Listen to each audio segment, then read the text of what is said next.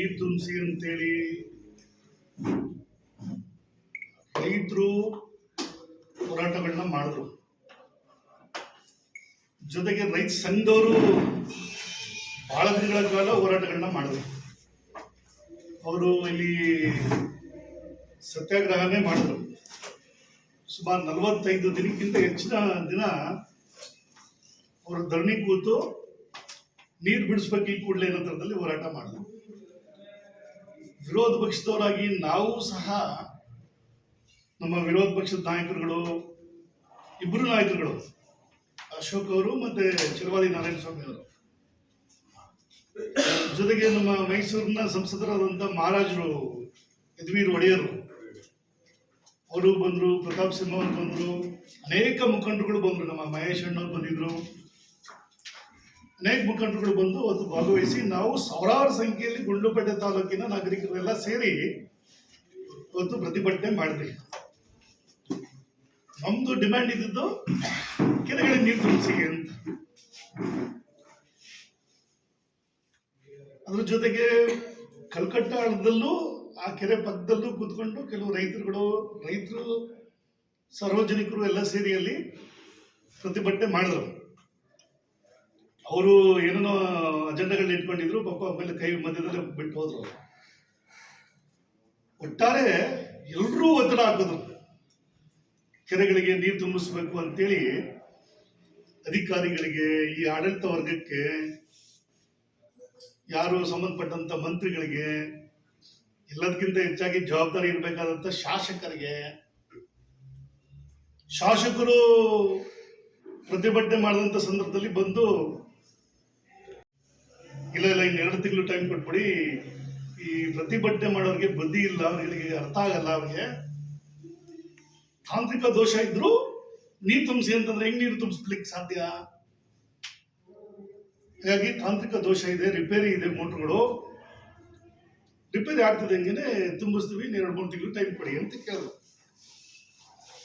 ಅದು ಯಾವಾಗ ಅವ್ರ ಅಧಿಕಾರಕ್ಕೆ ಬಂದು 2 ವರ್ಷ ಆದ್ಮೇಲೆ ಸ್ಟ್ರೈಕ್ಗಳಾಗಿದ್ದು. ಜನಕ್ಕೆ ಇದ್ರ ಅರಿವೇ ಇರಲಿಲ್ಲ. ಅಂದ್ರೆ 2 ವರ್ಷ ಆಗ್ಬಿಡುತ್ತೇನೋ ಅನ್ನೋ ಥರದಲ್ಲಿ ಗೊತ್ತೇ ಇರಲಿಲ್ಲ. 2 ವರ್ಷ ಆದ್ರೂ ನೀರು ತುಂಬಲಿಕ್ಕೆ ಪ್ರಯತ್ನ ಮಾಡ್ಲಿಲ್ವಲ್ಲ ಇವರು. ಆಮೇಲೆ ಪ್ರತಿಭಟನೆ ಮಾಡಿದ್ರೆ ವಿಧಿ ಇಲ್ಲ ಅಂತೇಳಿ ಅವತ್ತು ಪ್ರತಿಭಟನೆಯನ್ನ ಮಾಡಿದ್ದು ಎಲ್ಲರೂ ಸೇರಿ. ಅವಾಗ ಆಶ್ವಾಸನೆ ಕೊಟ್ಟಂಥದ್ದು ಅವರು ತಾಂತ್ರಿಕ ದೋಷ, ರಿಪೇರಿ, ಫೈನ್. ಅದಾದ್ಮೇಲೆ ಒಂದು ದಿನ ಬಂತು, ರಿಪೇರಿ ಆದಂತ ದಿನ ಬಂತು. ರಿಪೇರಿ ಆದ್ಮೇಲೂ ಹೋಗಿ ಅಲ್ಲಿ ಫೋರ್ಸ್ ಕೊಟ್ರು ಅವರು, ಎಲ್ಲ ನಾನು ಬಹಳ ಕಷ್ಟಪಟ್ಟು ರಿಪೇರಿ ಮಾಡಿಸ್ಬಿಟ್ಟಿದ್ದೀನಿ, ಅದು ಎಲ್ಲಿಂದಲೋ ತರಿಸ್ಬಿಟ್ಟಿದ್ದೀನಿ, ರಿಪೇರಿ ಮಾಡಿಸಿದೆ ಅಂತೇಳಿ. ಆಯ್ತು, ಒಂದು ಸಮಾಧಾನ ಆಯ್ತು ನಮ್ಮೆಲ್ಲರಿಗೂ, ಆಯ್ತಪ್ಪ ರಿಪೇರಿ ಆಯ್ತು, ನೀರು ಬರ್ತದೆ ಕೆರೆಗಳಿಗೆ ಅಂತೇಳಿ. ಕೆರೆಗಳಿಗೆ ನೀರು ಬಂತ ಅಂತ ನೋಡಿದ್ರೆ ಅವ್ರು ಹೇಳಿದ ಮೇಲೆ 1 ವರ್ಷನೇ ಆಗೋಯ್ತು. ಈಗ 3 ವರ್ಷ ಮುಗಿದೋಗಿ 4ನೇ ವರ್ಷ ಕಾಲ ಇಡ್ತಿದೀವಿ. ಈಗ ಈ ಕಾಂಗ್ರೆಸ್ ಸರ್ಕಾರ ಬಂದು ಈ MLA ಗೆದ್ದು 3 ವರ್ಷ ಮುಗ್ದೋಗೋಯ್ತು. ಮುಗಿದು 4ನೇ ವರ್ಷದಲ್ಲಿ ನಡೀತಾ ಇರುವಂತದ್ದು. ಈಗ 4ನೇ ವರ್ಷ ಆದ್ರೂ ಇವತ್ತವರೆಗೂ ನೀರು ಬರಲೇ ಇಲ್ಲ, ಎಲ್ಲ ಕೆರೆಗಳಿಗೂ ನೀರು ಬರಲೇ ಇಲ್ಲ. ಈಗ ಅಲ್ಲಿ ತೋರಿಸ್ತಾರೆ, ಈಗ ಪಾಪ ಸೋಷಿಯಲ್ ಮೀಡಿಯಾದಲ್ಲಿ ಅವ್ರ ಕಾರ್ಯಕರ್ತರು ಹಾಕತ್ತಾರೆ, ನೋಡಿ ನಮ್ಗೆ ಎಷ್ಟು ಬದ್ಧತೆ ಇದೆ, ನುಡಿದಂತೆ ನಡೆದಿದ್ದೀವಿ. ಒಂದು ದಿನ ನೀರು ಬಂದಿದ್ದನ್ನ ತೋರಿಸಿ ಫೋಟೋ ಹಾಕ್ಬಿಟ್ರು, ವಿಡಿಯೋ ಹಾಕ್ಬಿಟ್ರು. ಫೈನ್, ನಮ್ಗೇನ್ ಬೇಕಾಗಿದ್ದು ಕೆರೆಗಳಿಗೆ ನೀರು ತುಂಬಬೇಕಾಗಿದೆ, ರೈತರಿಗೆ ಒಳ್ಳೇದಾಗಬೇಕಾಗಿದೆ ಅನ್ನೋದು ನಮ್ಗೆ ಬೇಕಾಗಿದ್ದಂಥದ್ದು. ಆ ಥರದಲ್ಲಿ ನಾವು ಸಮಾಧಾನ ಪಟ್ಕೊಂಡ್ವಿ. ಆದ್ರೆ ನೀರು ತುಂಬಿಸ್ಲಿಕ್ಕೆ ಸ್ಟಾರ್ಟ್ ಮಾಡಿದಂಥದ್ದು ಡ್ರಾಮಾ ಅಂತ ನಮ್ಗೆ ಗೊತ್ತಾಗ್ಲಿಲ್ಲ. ನಮ್ಗೆ ಇವ್ರು ನಾಟಕ ಮಾಡ್ತಾ ಇದ್ದಾರೆ ಅನ್ನೋ ಥರದಲ್ಲಿ ನಮ್ಗೆ ಅರ್ಥನೇ ಆಗ್ಲಿಲ್ಲ. ಕೆಲವೇ ದಿನಗಳಲ್ಲಿ, ಬರೀ 1 ವಾರದಲ್ಲಿ ನಿಂತು ಪುನಃ ನೀರು ಏನ್ ಪ್ರಾರಂಭ ಆದಂಥದ್ದು ನಿಂತೇ ಹೋಯ್ತು. ಅದಾದ್ಮೇಲೆ ಇವತ್ತವರೆಗೂ 1 ವಾರ ನೀರನ್ನ ಸ್ಟಾರ್ಟ್ ಮಾಡಿ ನಡೀತಾ ಇದ್ರೆ 15 ದಿನ, 1 ತಿಂಗಳು ನೀರು ನಿಲ್ಲಿಸುವಂಥದ್ದು. ಈಗ ಮೊನ್ನೆ ಪುನಃ ಪ್ರಾರಂಭ ಮಾಡಿದಾರಂತೆ. ಈಗ ಪ್ರಾರಂಭ ಮಾಡಿ 1-2 ಕೆರೆಗಳಿಗೆ ನೀರು ತುಂಬಿದೆ, ಪುನಃ ನಿಂತೋಗ್ಬಿಟ್ಟಿದೆ.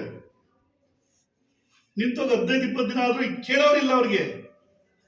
ಜನ ಅಕಸ್ಮಾತ್ ಫೋನ್ ಮಾಡಿ ಏನಾದ್ರು ಈ MLA ಏನಾದ್ರು ಕೇಳಿದ್ರೆ ಬರೀ ಉದಾಸೀನದ ಆನ್ಸರ್, ಉತ್ತರ ಕೊಡುವಂಥದ್ದು ಉದಾಸೀನವಾಗಿ ನನಗೆ ಗೊತ್ತಿದೆ ಕೂತ್ಕೊ ಅಂತ ಹೇಳುವಂಥದ್ದು, ಈ ತರ ಉಡಾಫೆ.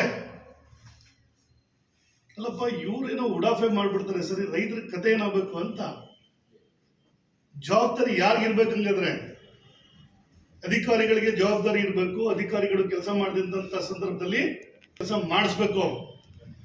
ನಿಮ್ನ ಆಯ್ಕೆ ಮಾಡಿ ಕಳಿಸ್ಕೊಡುವಂಥದ್ದು ಅಧಿಕಾರಿಗಳು ಹೇಳಿದ್ದನ್ನ ಕೇಳಿಸ್ಕೊಂಡು ಕೂತಿರಿ ಅಂತಲ್ಲ. ಅಧಿಕಾರಿಗಳು ಏನ್ ಕೆಲಸ ಮಾಡಲ್ಲ ಅಂತ ಕೆಲಸಗಳನ್ನ ನೀವು ಮಾಡಬೇಕು ಅಂತೇಳಿ. ನೀವು ಶಾಸಕರಾಗಿ ಬರೀ ಇಲ್ಲಿ ಬಂದು ಹೊರಟೋಗ್ಬಿಟ್ರೆ ಆಗೋಯ್ತಾ? ಮೈಸೂರಿಂದ ಗುಂಡ್ಲುಪೇಟೆ ಬಂದು ಗುಂಡ್ಲುಪೇಟೆಯಿಂದ ಇಲ್ಲಿ ಫೋರ್ಸ್ ಕೊಟ್ಬಿಟ್ಟು ಕೈಯಲ್ಲಿ ಆಡಿಸ್ಬಿಟ್ಟು ಹೊರಟೋದ್ರೆ ಮುಗ್ದೋಯ್ತು ಅಂತ ಅರ್ಥ. ಇಲ್ಲಿ ಏನೆಲ್ಲ ಆಗ್ಬೇಕಾಗಿದೆ, ಏನ್ ಕೆಲಸಗಳಾಗಬೇಕಾಗಿದೆ, ಸಾರ್ವಜನಿಕರ ಕುಂದುಕೊರತೆಗಳೇನು, ಎಲ್ಲ ಡಿಪಾರ್ಟ್ಮೆಂಟ್ಗಳು ಕೆಲಸ ನಿರ್ವಹಿಸ್ತಾ ಇದೆಯೋ ಇಲ್ವೋ? ನಾನ್ ನಿಮ್ಗೇನ್ ಪಾಠ ಹೇಳ್ಕೊಡೋಷ್ಟು ನಮ್ಗೇನ್ ಬೇಕಾಗಿಲ್ಲ, ಅವಶ್ಯಕತೆನೂ ಇಲ್ಲ. ಜವಾಬ್ದಾರಿ ನಿಮ್ದು, ಅದು ನಿಮ್ ಜವಾಬ್ದಾರಿ ಅದು. ಎಷ್ಟರ ಮಟ್ಟಿಗೆ ತಾಲೂಕಲ್ಲಿ ಭ್ರಷ್ಟಾಚಾರ ಮಿತಿ ಮೀರ್ಬಿಟ್ಟಿದೆ ಅಂತಂದ್ರೆ, ಸಾಮಾನ್ಯ ಒಬ್ಬ ಮನುಷ್ಯ ಬಂದು ಇಲ್ಲಿ ನಾಗರಿಕ ಬಂದು ಕೆಲಸ ಮಾಡಿಸ್ಕೊಳಕ್ ಆಗದಿರೋಂಥ ಪರಿಸ್ಥಿತಿ ಬಂದ್ಬಿಟ್ಟಿದೆ. ತಾಲೂಕು ಆಫೀಸಲ್ಲಿ ಇರ್ಬೋದು, ಯಾವುದೇ ಇಲಾಖೆಗೆ ಹೋದ್ರು ಇರ್ಬೋದು, ಒಂದು ಸಣ್ಣ ಕೆಲಸ ಆಗ್ತಾ ಇಲ್ಲ. ಕೆಲಸ ಆಗ್ಬೇಕು ಅಂತಂದ್ರೆ ದುಡ್ಡು ಕೊಡ್ಬೇಕು ಇವ್ರುಗಳಿಗೆ. ದುಡ್ಡು ಕೊಡ್ಲಿಲ್ಲ ಅಂತಂದ್ರೆ ಯಾವುದೇ ಫೈಲ್ ಮೂವ್ ಆಗಲ್ಲ. ಈ ತರದ ಪರಿಸ್ಥಿತಿ ಬಂದ್ಬಿಟ್ಟಿದೆ. ಎಷ್ಟು ಭ್ರಷ್ಟಾಚಾರ ಆಗಿದೆ ಅಂತಂದ್ರೆ, ಒಂದು ಯಾರೋ ಹೇಳ್ತಾ ಇದ್ರು, ಈ ಕಾಂಗ್ರೆಸ್ ಸರ್ಕಾರ ಬಂದ್ರೆ ಒಂಥರ ಅವ್ರಿಗೆ ಯಾವುದೇ ತರ ಲಘು ಲಗಾಮ್ ಇಲ್ಲದಂಗೆ ಆಗ್ಬಿಡುತ್ತೆ ಅಂತೇಳಿ.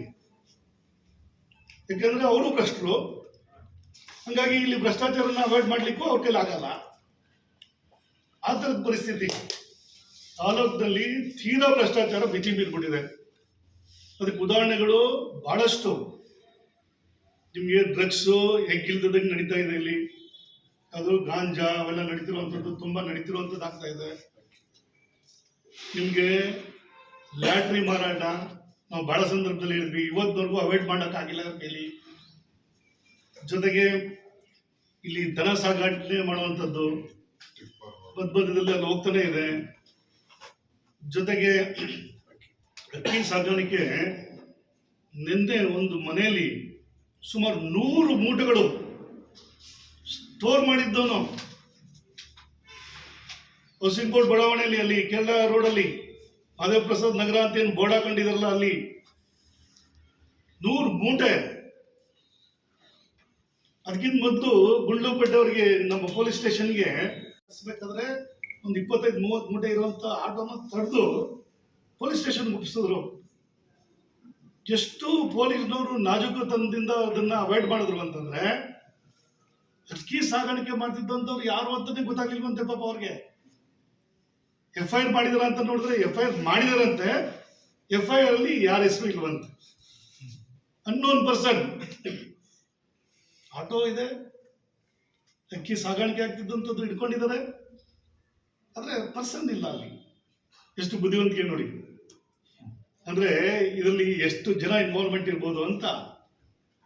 ನಿನ್ನೆ ಸಿಕ್ಕಿರೋದನ್ನ ನಾನು ಬೇಕು ಅಂತ ತಿಳ್ಕೊಳ್ಳೋ ಪ್ರಯತ್ನ ಮಾಡಿ ಸಾಯಂಕಾಲ ಕೇಳಿದೆ. ನಾನು ಸಾಯಂಕಾಲ ಕೇಳಿದೆ ಏನಾಯ್ತು ಅದು ಅಂತ. DD ಫೋನ್ ಮಾಡಿದ್ದೆ ನಾನು. ಇವತ್ತು ಸಾಯಂಕಾಲದವರೆಗೂ FIR ಆಗಿರ್ಲಿಲ್ಲ. ಅದು ನಿನ್ನೆ ಬೆಳಿಗ್ಗೆ ಆದಂತ ಪ್ರಕರಣ. ಇದು ಬೆಳಿಗ್ಗೆ ಆಗಿದ್ದಂಥದ್ದಕ್ಕೆ ಸಾಯಂಕಾಲದವರೆಗೂ FIR ಆಗಿಲ್ಲ ಅಂತಂದ್ರೆ ತಾಲೂಕು ಆಡಳಿತ ಎಷ್ಟು ಮಟ್ಟಿಗಿದೆ ಅಂತ. ಬಹಳ ದೊಡ್ಡ ಯೋಜನೆ ಕಾಂಗ್ರೆಸ್ ಇದು, ಕಾಂಗ್ರೆಸ್ ಸರ್ಕಾರದ್ದು, ಕಾಂಗ್ರೆಸ್ ಸರ್ಕಾರದ್ದು ಅಕ್ಕಿ ಕೊಡುವಂತ ವಿಚಾರದಲ್ಲಿ ನಾವು ಅಕ್ಕಿ ಕೊಡ್ತಾ ಇದ್ದೀವಿ, ಹಸು ಮುಕ್ತ ಮಾಡ್ತಾ ಇದೀವಿ ಅಂತ ಹೇಳ್ಕೊತಾರೆ. ಅಕ್ಕಿ ಕೊಡ್ತಿರೋದು ಯಾರು? ಕೇಂದ್ರ ಸರ್ಕಾರದವರು, ಮೋದಿಯವರು.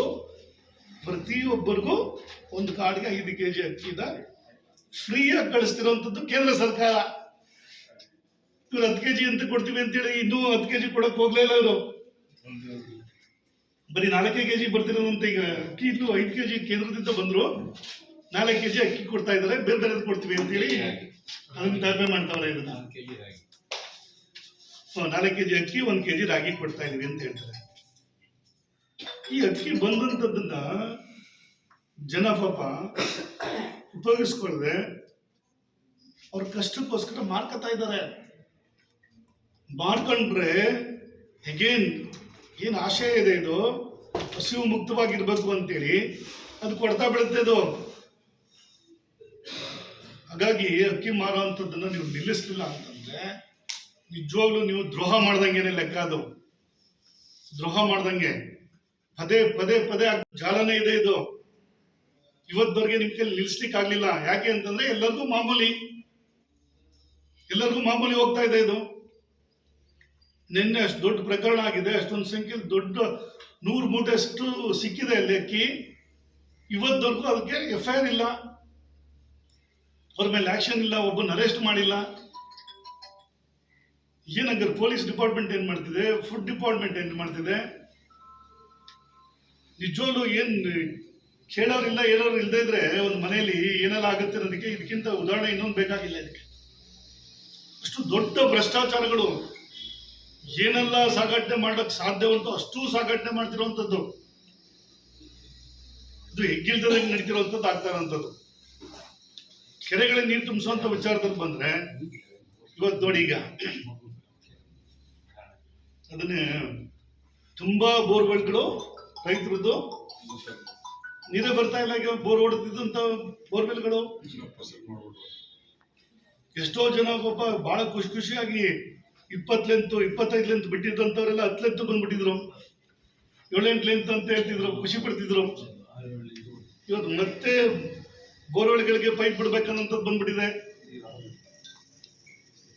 ಎಷ್ಟೋ ಜನ ಲಕ್ಷಾಂತರ ರೂಪಾಯಿ ಖರ್ಚು ಮಾಡಿ ತಮ್ಮ ಜಮೀನಲ್ಲಿ ಫಸಲು ಮಾಡ್ಬಿಟ್ಟಿದ್ದಾರೆ, ನೀರು ನಿಂತೋಗ್ಬಿಟ್ಟಿದೆ. ಯಾರು ಹೊಣೆ ಯಾರು ಇದಕ್ಕೆ? ಯಾರು ಜವಾಬ್ದಾರಿ ಯಾರು? ಈಗ ರೈತ ಕಷ್ಟಕ್ಕೆ ಸಿಕ್ಕಾಕೊಂಡಲ್ಲ, ಈಗ ಲಕ್ಷಾಂತರ ರೂಪಾಯಿ ಕಳ್ಕೊಂಡ್ಬಿಡ್ತಲ್ಲ ರೈತ, ಯಾರು ಹೊಣೆ ಯಾರು ಅದಕ್ಕೆ? ಅಧಿಕಾರಿಗಳನ್ನ ಹೊಣೆ ಮಾಡ್ಬೇಕು, ಇಲ್ಲ ಈ ಶಾಸಕರನ್ನ ಹೊಣೆ ಮಾಡ್ಬೇಕು. ನಾವು ಶಾಸಕರು ಅವ್ರ ಜವಾಬ್ದಾರಿ ಸರಿಯಾಗಿ ನಿರ್ವಹಿಸಿದ್ರೆ ನಮ್ಮ ರೈತರಿಗೆ ಕಷ್ಟ ಬರ್ತಿತ್ತಾ? ಇದು ಏನ್ ಲೇಬಲ್ ಹಾಕೊಳಕ ಇವರು ಶಾಸಕಗಿರಿ? ಇವ್ರಿಗೆ ನನ್ಗೆ ಬೇಕಾಗಿಲ್ಲ ರಾಜಕಾರಣ, ದೊಡ್ಡಸ್ಕೆಗೆ ಇವ್ರಿಗೆ ಜವಾಬ್ದಾರಿನ ಸರಿಯಾಗಿ ನಿರ್ವಹಿಸಕ್ಕಾಗದವರೆಲ್ಲ ಬಂದ್ಬಿಟ್ರೆ ಹಿಂಗೆ ಆಗೋದು. ನಮ್ಮ ಕಾಲದಲ್ಲಿ ಸತತವಾಗಿ ಕೆರೆಗಳ ನೀರು ತುಂಬಿಸ್ತಾ ಬಂದ್ವಿ ನಾವು. ಕೋಡಿ ಬಿದ್ದು ಕಲ್ಕಟ್ಟೆ ಹಳ್ಳಿ ಕೋಡಿ ಬಿದ್ದು ನಲ್ಲೂರ ಮನೆ ಕೆರೆಗೆ ಹೋಯ್ತು. ಸತತವಾಗಿ ಪ್ರತಿ ವರ್ಷನೂ ಯಾವತ್ತು ಪ್ರಾರಂಭ ಆಯ್ತು ಪ್ರಾರಂಭದಿಂದನೂ ಬಿಡದಂಗೆ ಫಾಲೋ ಅಪ್ ಮಾಡ್ತಾ ಇದ್ವಿ ನಾವು. ಇವತ್ತು ಮಳೆನೂ ಆಗ್ತಾ ಇಲ್ಲ, ಕೆರೆಗಳಿಗೆ ನೀರು ತುಂಬಿಲ್ಲ, ರೈತ ಸಂಕಷ್ಟದಲ್ಲಿದ್ದಾನೆ. ಯಾರು ಹೊಣೆ ಯಾರು ಇದಕ್ಕೆ? ಲಕ್ಷಾಂತರ ರೂಪಾಯಿ ಕಳ್ಕೊತಾ ಇದ್ದಾರಲ್ಲ ರೈತ, ಇದಕ್ಕೆ ಹೊಣೆ ಯಾರು? ಅವನ ಜೀವನ ಅಕಸ್ಮಾತ್ ಬೀದಿಗೆ ಬಂದ್ರೆ ಅದಕ್ಕೆ ಯಾರು ಹೊಣೆ ಯಾರು? ಅದಕ್ಕೆ ಕಷ್ಟಕ್ಕೆ ಸಿಕ್ಕಾಕೊಳ್ಳೋಂಥವ್ನಿಗೆ, ಅವನ ಜೀವನಕ್ಕೆ, ಅವನ ಕುಟುಂಬಕ್ಕೆ ಏನ್ ಮಾಡ್ಬೇಕು ಅವನು ಹೇಳಿ? ಈ ನೀರು ನಂಬ್ಕೊಂಡು ಜಮೀನಲ್ಲಿ ಬರುವಂತ ಫಸಲನ್ನ ತಗೊಂಡು ಜೀವನ ಮಾಡ್ಬೇಕು ಅನ್ನೋರಿಗೆ ಎಷ್ಟು ಕಷ್ಟ ಆಗ್ತಾ ಇದೆ ಇವತ್ತು. ಇದೆಲ್ಲದಕ್ಕೂ ಹೊಣೆ ಇಲ್ಲಿಯ ಶಾಸಕರೇ, ಗುಂಡ್ಲುಪೇಟೆ ಶಾಸಕರೇ. ಇವತ್ತು ರೈತ ಏನಾದ್ರು ಕಷ್ಟಕ್ಕೆ ಸಿಗಾಕೊಂಡಿದ್ದಾರೆ ಅಂತಂದ್ರೆ ಅದಕ್ಕೆ ಹೊಣೆ ಶಾಸಕರೇ. ಜವಾಬ್ದಾರಿ ಇನ್ಮೇಲಾದ್ರು ಅರ್ಥ ಮಾಡ್ಕೊಂಡು ಕೆರೆಗಳಿಗೆ ನೀರು ತುಂಬಿಸುವಂತ ವಿಚಾರದಲ್ಲಿ ಹುಡುಕ್ತನ ಬಿಟ್ಬಿಟ್ಟು, ಏನು ಹುಡುಗಾಟಿಕೆ ಮಾಡ್ತಾರಲ್ಲ ಇವರು, ಈ ಹುಡುಕ್ತನ ಬಿಟ್ಬಿಟ್ಟು ಸೀರಿಯಸ್ ಆಗಿ ಕೆಲಸ ಮಾಡೋ ಥರದಲ್ಲಿ ಮಾಡಿ. ಯಾರ್ದೋ ಜೀವನದಲ್ಲಿ ಚೆಲ್ಲಾಟ ಆಡೋದ್ರಿಂದ ನಿಮ್ಗೆ ದೇವ್ರು ಮೆಚ್ಚಲ್ಲ, ಒಳ್ಳೇದ್ ಮಾಡಲ್ಲ. ಅವ್ರ ಶಾಪ ತಟ್ಟುತ್ತೆ, ಬಡವನ ಶಾಪ ತಟ್ಟುತ್ತೆ, ರೈತರ ಶಾಪ ತಟ್ಟುತ್ತೆ. ಇದು ಅಷ್ಟು ಸುಲಭದ ಮಾತಲ್ಲ ಇದು. ನಿಮ್ಗೆ ಸೋಕಿ ಇರ್ಬೋದು, ಇದು ಅಧಿಕಾರ. ರೈತನಿಗೆ ಜೀವನ, ಅದು ಜೀವನ ರೈತನಿಗೆ. ನಿಮ್ ಸೋಕಿಗೆ ಸಮ ಅಲ್ಲ ಅದು. ಇದನ್ನ ಅರ್ಥ ಮಾಡ್ಕೊಂಡು ಈ ಕೂಡಲೇ ನೀರು, ನಾವು ಎಷ್ಟೋ ಕಡೆ ಕೇಳ್ತಾ ಬಂದೆ ನಾನು. ಮೊನ್ನೆ ಕಂದಗಲ್ದಲ್ಲಿ ಹೋದಾಗ ಪಾಪ 100 ಅಡಿ 1000 ಅಡಿ 100 ಅಡಿಲಿ ನೀರು ಓಡ್ತಿದ್ದು ಅಕ್ಕಪಕ್ಕ ಎಲ್ಲ. 1000 ಅಡಿ ಹೊಡೆದ್ರು ನೀರಿಲ್ಲ ಅಲ್ಲಿ. ಬಹಳ ಅನೇಕ ಗ್ರಾಮಗಳಲ್ಲಿ. ಈ ಕಡೆ ಬಂದ್ರೆ ಇಲ್ಲಿ ಕಮರಳ್ಳಿ ಕೆರೆಗೆ ಅದು ದೇವಲಾಪುರ ಕೆರೆಗೆ ನೀರು ಬಂದ್ಬಿಟ್ಟಿದ್ರೆ ಉದ್ದಕ್ಕೂ ಕಮರಳ್ಳಿ ಕೆರೆಗೆ ಆಮೇಲೆ ಬರ್ತಿತ್ತು, ಬೇರೆ ಬೇರೆ ಕೆರೆ ಎಲ್ಲ ತುಂಬಿಕೊಂಡು. ಅದು ಅವತ್ತಿನ ಸ್ವಾರ್ಥದ ಒಂದು ಪ್ರತಿಫಲವಾಗಿ ನೇರವಾಗಿ ಕಮರಳ್ಳಿ ಕೆರೆಗೆ ಬಂದ್ಬಿಡ್ತು. ಕಮರಳ್ಳಿ ಕೆರೆಯಿಂದ ವಾಪಸ್ ಲಿಫ್ಟ್ ಅಂತ ರಿವರ್ಸ್ ಲಿಫ್ಟ್, ಇದು ರಿವರ್ಸ್ ಲಿಫ್ಟ್ ಅಲ್ಲಿ ಕೆರೆಗಳಿಗೆ ನೀರು ತುಂಬಿಸುತ್ತೆ. ಅಲ್ಲ, ನಮ್ಮ ಅವಧಿಲಿ ಕೆರೆಗಳಿಗೆ ನೀರು ತುಂಬುತ್ತಂತೂ ನಿಮ್ಮ ಅವಧಿಲಿ ಯಾಕೆ ತುಂಬ್ತಾ ಇಲ್ಲ ನೀರು? ನಿಮ್ಮ ಸ್ವಾರ್ಥಕ್ಕೆ ನಿಮ್ಮ ಕೆರೆಗೆ ನೀರು ತುಂಬಿಸ್ಕೊಬಿಟ್ರೆ ಸಾಕಾ? ಕಮರಳ್ಳಿ ಕೆರೆಗೆ ನೀರು ಬಂದ್ಬಿಡ್ತು, ನಿಂತೇ ಹೋಯ್ತು.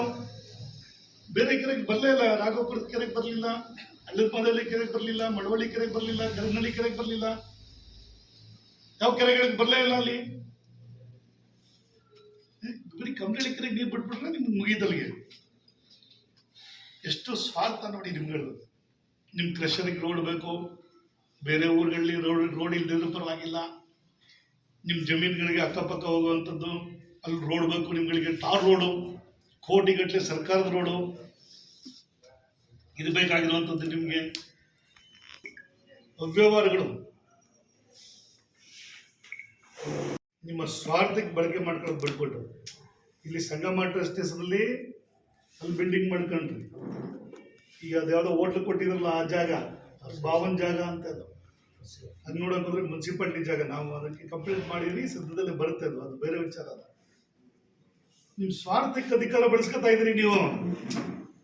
ಭ್ರಷ್ಟಾಚಾರ ಎಷ್ಟು ಮಟ್ಟಿಗೆ ಹೋಗಿದೆ ಅಂತಂದ್ರೆ, ಗುಂಡ್ಲುಪೇಟೆಯಲ್ಲಿ ನಡೀತಿರುವಂತ ಒಂದು ಕಾಮಗಾರಿಗಳಿಗೆ ಒಂದಕ್ಕೂ ಟೆಂಡರ್ ಮಾಡ್ತಿಲ್ಲ, ಒಂದಕ್ಕೂ ಟೆಂಡರ್ ಮಾಡ್ತಿಲ್ಲ.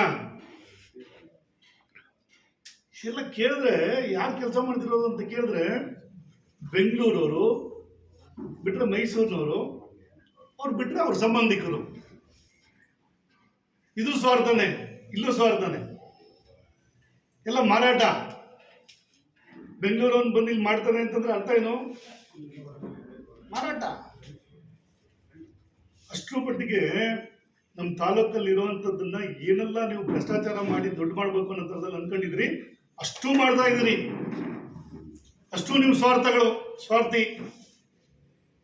ಎಲ್ಲಿ ನೋಡಿದ್ರು ನಿಮ್ದು ಬೇಕು, ನಿಮ್ಗೆ ಬೇಕು, ಈ ಥರದ್ದು ಆಗ್ಬಿಟ್ಟಿರುವಂಥದ್ದು. ಇದು ಈ ಕೂಡಲೇ ನಿಲ್ಲಿಸಬೇಕು. ಕೆರೆಗಳಿಗೆ ನೀರು ತುಂಬಿಸುವಂಥ ವಿಚಾರದಲ್ಲಿ ಬಹಳ ಗಂಭೀರವಾಗಿ ತಗೋಬೇಕು. ನಿಮ್ಮ ಹುಡುಕ್ತನವನ್ನು ಬಿಟ್ಟು ಕೆರೆಗಳಿಗೆ ನೀರು ತುಂಬಿಸುವಂಥದ್ದನ್ನ ನೀವು ಈ ಕೂಡಲೇ ಮಾಡಬೇಕು. ಕುಡಿಯ ನೀರಿನ ಸಮಸ್ಯೆ ಹಳ್ಳಿಗಳಲ್ಲಿ ಅನೇಕ ಕಡೆ ಕುಡಿಯ ನೀರು ಇವತ್ತು ವಾರ ಆದ್ರೂ ನೀರು ಬಿಡ್ತಾ ಇಲ್ಲ, ಕಬಿನಿ ನೀರು ಬಿಡ್ತಾ ಇಲ್ಲ. ಬೋರ್ವೆಲ್ಗಳು ಸ್ಟಾರ್ಟ್ ಮಾಡೋಣ ಅಂತಂದ್ರೆ ಅಲ್ಲೂ ಬೋರ್ವೆಲ್ಗಳಲ್ಲೂ ನೀರಿಲ್ಲ. ಗುಂಡ್ಲುಪೇಟೆ ಟೌನ್ ಬಂದ್ರೆ ನಿಮ್ಗೆ ಸುಮಾರು 15 ದಿನ ಆಯ್ತಂತ ಇಲ್ಲಿ ನೀರು ಬಿಟ್ಟು, ಕಬಿನಿ ನೀರು ಬಿಟ್ಟು. ಏನಾಗೇಶಿ 15 ದಿನ ಬೋರ್ವೆಲ್ಗಳಲ್ಲಿ ನೀರು ಬರ್ತಾ ಇಲ್ಲ. ಇದು ಪರಿಸ್ಥಿತಿ ಇರುವಂಥದ್ದು. ಜೊತೆಗೆ ನಾವು ಅವಾಗಲಿಂದ ಅಪಾದನೆ ಮಾಡ್ತಾ ಇದ್ವಿ, ಕೇರಳಕ್ಕೆ ಹೋಗುವಂಥ ಲಾರಿಗಳನ್ನ ನೀವು ಕಂಟ್ರೋಲ್ ಮಾಡ್ತಾ ಇಲ್ಲ. ನಿಮ್ಮ ಭ್ರಷ್ಟಾಚಾರದ ಇನ್ನೊಂದು ಕನ್ನಡಿ ಅದು. ದಿನಕ್ಕೆ 200ರಿಂದ 300 ಲಾರಿಗಳು ಹೋಗ್ತಾ ಇದೆ ಅಂತಂದ್ರೆ ನಮ್ಮ ನಾಡಿನ ಸಂಪತ್ತನ್ನ ನೀವು ದೋಚಿ ಕೇರಳಕ್ಕೆ ಕಳಿಸ್ತಾ ಇದ್ದೀರಿ. ಇನ್ನೆಷ್ಟು ಬಡ್ಕೋಬೇಕು ಜನ ನಿಮ್ಗೆ? ಇನ್ನು ಯಾವ ರೀತಿ ಹೇಳ್ಬೇಕು ನಿಮ್ಗಳಿಗೆ? ನಾವು ಏನ್ ಮಾಡ್ಬೇಕು? ಇಲ್ಲಿ ನಾವು ಮನೆ ಕಟ್ಟಬೇಕಾದ್ರೆ ಇಲ್ಲಿ ಏನೂ ಸಿಗ್ತದಂಗೆ ಆಗ್ಬಿಡುತ್ತೆ, ಜಲ್ಲಿಕಲ್ಲು ಏನೂ ಸಿಗ್ತದಂಗೆ ಆಗುತ್ತೆ. ಮೇಲೆ ಪ್ರತಿ ದಿನ 300 ಲಾರಿ, 200ರಿಂದ 300 ಲಾರಿ ಕಳಿಸ್ತಾ ಇದ್ರಿ ಅಂತಂದ್ರೆ ಏನು, ಯಾರು ಜವಾಬ್ದಾರರು ಇದಕ್ಕೆ? ಈ ಶಾಸಕರು ಬಂದ್ಮೇಲೆ ಎಲ್ಲ ಹೆಗ್ಗಿಲ್ದಂಗೆ ನಡೆಯೋದ್ರದ್ದಲ್ಲ ಆಗೋಯ್ತು. ಈಗ ಕೇಳಕ್ ಹೋಗುವಂಥದ್ದು ಪ್ರತಿಯೊಂದು ಕೇಳಕ್ ಹೋಗ್ತಾ ಇದೆ. ಈಗ ದನದ ಗೊಬ್ಬರ ಕೇಳಕ್ ಹೋಗುತ್ತೆ, ಕೆರೆಗಳ ಮಣ್ಣು ಕೇಳಕ್ ಹೋಗುತ್ತೆ. ಮೊನ್ನೆ ಮಣ್ಣು ಹೋಗ್ಬೇಕಾದ್ರೆ ಅದನ್ನ ಜನ ಹಿಡಿದು ಅದನ್ನ ನಿಲ್ಸಿದ್ರು. ಅದನ್ನ ದನ ಕೇಳಕ್ ಹೋಗುತ್ತೆ, ಅಕ್ಕಿ ಕೇಳಕ್ ಹೋಗುತ್ತೆ. ಏನ್ ನೀವು ಬಂದಿರುವಂಥದ್ದು ಏನು ಕರ್ನಾಟಕದ ಗುಂಡ್ಲುಪೇಟೆ ತಾಲೂಕಿನ ಎಮ್ ಎಲ್ ಎನ? ನೀವು ಏನು ಯಾವ ಎಮ್ ಎಲ್ ಎ? ನೀವು ಯಾರಿಗೆ ಅನುಕೂಲ ಮಾಡ್ಬೇಕಾಗಿರೋದು? ನೀವು ಈ ಕೇಳಕ್ ಹೋಗ್ತಿರೋವಂಥದ್ದನ್ನ ನೀವು ತಡಿಲಿಲ್ಲ ಅಂತಂದ್ರೆ ಇದು ಬಹಳ ದಿನ ಜನ ಕಾಯ್ಕೊಂಡು ಕೂತ್ಕೊಳ್ಳಲ್ಲ. ತುಂಬ ಆಕ್ಸಿಡೆಂಟ್ಗಳಾಗೋಯ್ತು, ತುಂಬ ಸಾವು ನೋವುಗಳಾಯ್ತು. ಅನೇಕ ಸಂದರ್ಭದಲ್ಲಿ ಸ್ಕೂಲ್ ಟೈಮಲ್ಲಿ ಟಿಪ್ಪರ್ ಬರಬೇಡಿ ಅಂತಂದ್ರು, ಸ್ಕೂಲ್ ಟೈಮಲ್ಲಿ ಟಿಪ್ಪರ್ ಬರ್ತಾ ಇದೆ. ಏನೋ ಪೊಲೀಸ್ದವರು ನಾವೇನೋ ಕೆಲಸ ಮಾಡ್ತಿದ್ವಿ ಅಂತೇಳಿ ಒಂದಿನ 2 ದಿನ ಅದನ್ನ ಮಾಡಿ ತೋರಿಸೋವಂಥ ಕೆಲಸ ಮಾಡಿದ್ದಾರೆ ಈಗ. DC ಬೇರೆ ಆದೇಶ ಮಾಡಿದ್ದಾರೆ ಅದಕ್ಕೆ. ಅದ್ರ ಪ್ರಕಾರ ನಡ್ಕೋಬೇಕು ಅದನ್ನ. ನೀವು ಮೈನ್ಸ್ ಡಿಪಾರ್ಟ್ಮೆಂಟ್ ಅವರಂತೂ ಮೊನ್ನೆ ನಾವು ಸ್ಟ್ರೈಕ್ ಮಾಡಿದಂಥ ಸಂದರ್ಭದಲ್ಲಿ ಬಂದು ಇದೇ DD ಹೇಳಿದ್ರು. ಏನಂತ, ಈ ಕೂತೂರು ಮತ್ತೆ ಮಡಲಿ ಗುಡ್ಡದಲ್ಲಿ ನಡೀತಿರುವಂಥ ಕ್ವಾರೆಗಳು ಜಾಸ್ತಿ ಅತಿಕ್ರಮ ಮಾಡಿ ಅವ್ರಿಗೆ ಲೈಸೆನ್ಸ್ ಇದ್ದಂಥ ಜಾಗದಕ್ಕಿಂತ ಜಾಸ್ತಿ ಅದನ್ನ ಎಕ್ಸ್ಟ್ರಾಕ್ಟ್ ಮಾಡಿದ್ದಾರೆ ಅಂತೇಳಿ ಅದನ್ನು ನಿಲ್ಲಿಸ್ತೀವಿ ಅಂತ ಹೇಳಿದ್ರು. ಇವತ್ತವರೆಗೂ ನಿಲ್ಲಿಸಿಲ್ಲ. ಯಾರ್ದು ಪ್ರಭಾವ, ಯಾರ್ದು? ಈ ಶಾಸಕ ಏನ್ ಮಾಡ್ತಾ ಇದ್ದಾರೆ? ಈ ಶಾಸಕರ ಜವಾಬ್ದಾರಿ ಏನು? ನನಗೆ ಅದೇ ಅರ್ಥ ಆಯ್ತಿಲ್ಲ.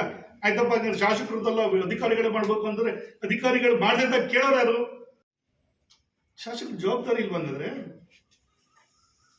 ಯಾವ ವಿಚಾರದಲ್ಲೂ ಸೀರಿಯಸ್ನೆಸ್ ಇಲ್ಲ ಅಂತಂದ್ಮೇಲೆ ಹೇಳಿದ್ದಲ್ಲ, ಇವ್ರು ಸೋಕಿ ಪಾಪ ಸಾಮಾನ್ಯ ಜನರ ಕಷ್ಟಕ್ಕೆ ಕಾರಣ ಆಗ್ತದೆ.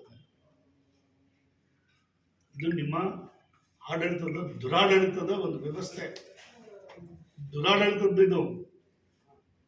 ನೀವು ಇನ್ನೂ ಅರ್ಥ ಮಾಡ್ಕೊಳ್ತಿದ್ರೆ ಜನನೇ ಬುದ್ಧಿ ಕಲಿಸ್ಬೇಕಪ್ಪ, ಜನನೇ ಅರ್ಥ ಮಾಡ್ಕೋಬೇಕಾಗಿದೆ. ಇದು ಬರ ಬಂದಂಗೆ ಆಗ್ಬಿಟ್ಟಿದೆ. ಈಗ ಮಳೆ ಆಗ್ತಿಲ್ಲ ಅಂತಂದ್ರೆ ನೋಡಿ, ಇದೊಂದು ಬೇರೆ ಮಳೆ ಇಲ್ಲ. ಈಗ ಮಳೆ ಸರಿಯಾದ ರೀತಿಯಲ್ಲಿ ಆಗಿದ್ರೆ ಅಟ್ಲೀಸ್ಟ್ ಕೊನೆ ಪಕ್ಷ ಕೆರೆಗಳಿಗೆ ನೀರು, ಇವತ್ತೆಲ್ಲ ನಾಳೆ ನೀರು ಬರುತ್ತೆ ಅಂತ ಅನ್ಬೋದಾಗಿತ್ತು. ಕೆರೆಗಳಿಗೆ ಡ್ಯಾಮ್ ಅಲ್ಲಿ ನೀರಿಲ್ಲ, ಇವ್ರು ಕೆರೆಗೆ ನೀರು ತುಂಬಿಡ್ತೀವಿ ಅಂತ ಹೇಳಕ್ಕೆ ಧೈರ್ಯವಾಗಿ ಹೇಳಲಿಕ್ಕೂ ಆಗಲ್ಲ ಪಾಪ. ಅವರು ಮಳೆ ಆದಂತ ಸಂದರ್ಭದಲ್ಲಿ ನೀರು ತುಂಬಲಿಲ್ಲ. ಇವತ್ತು ನಿಮ್ಮ ಪರಿಸ್ಥಿತಿ ಹಿಂಗೆ. ಈ ಕಾಂಗ್ರೆಸ್ದವ್ರು ಬಂದ್ರೆ ಅಧಿಕಾರಕ್ಕೆ ಜನಗಳಿಗೆ ಏನೆಲ್ಲ ಸಮಸ್ಯೆ ನೋಡಿ, ಮಳೆನೂ ಸರಿಯಾಗಲ್ಲ.